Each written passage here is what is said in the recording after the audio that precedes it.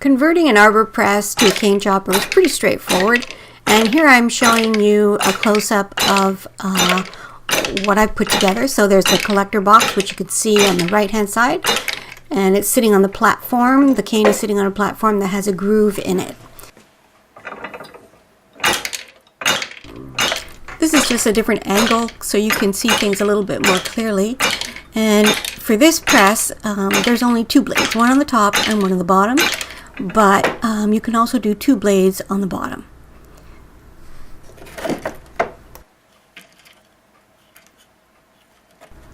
To make this press, you have to drill holes in metal, and it's not really all that different from drilling into wood, and I'm going to show you how that's done.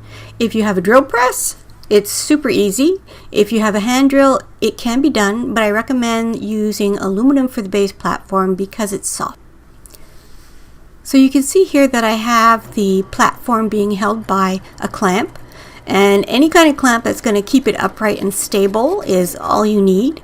And I've used a lubricant for metal, and this is going to help extend the life of the drill bit, and it's going to make it a little bit easier to drill that hole. But you can see it's not that much different from wood. It goes a little bit slower, of course, and I'm drilling into steel on this one. So the other bases you can also do aluminum, and they drill a little bit faster. They're a lot softer.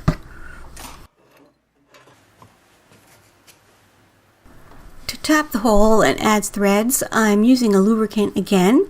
It's not essential that you use it, but it does make it just a little bit easier when you're tapping. So I'm using a T-wrench for a tap, and it's got threads on it. So as it's being turned, it's forming threads inside the hole. Now, I don't have a lot of strength in my hand, and this turns, you can see it turns fairly easily. So, you know, anyone can do this. And if it gets a little bit more difficult to turn, then you can use a wrench if the top of the tap wrench has a hex top, and you can turn it just using that.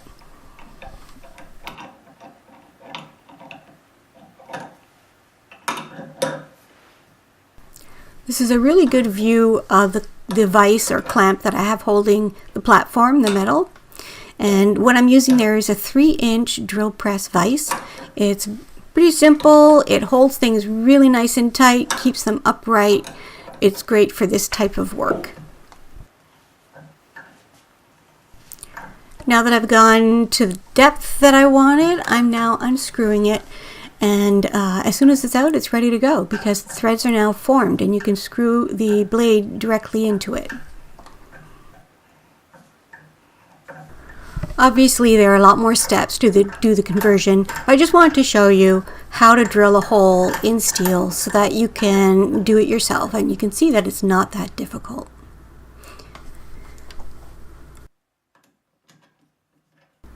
Another thing that you can add to the conversion is putting in a cutting guide. And what that does is it helps regulate the length of the marini that you're cutting or the cane that you're cutting so that they can all be consistent in size. So here's a quick look, and this one is a bar guide. It comes down and it's placed just under the cane. You don't want it up against it because it's just going to cause breakage.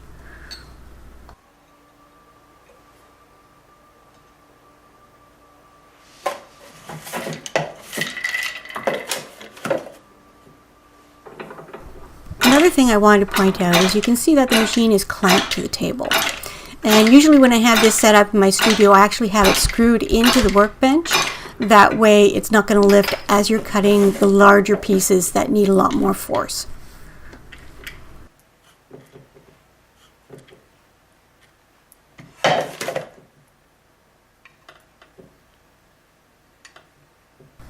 So here are the resulting pieces that were cut with that little bar, and they're all pretty consistent in height.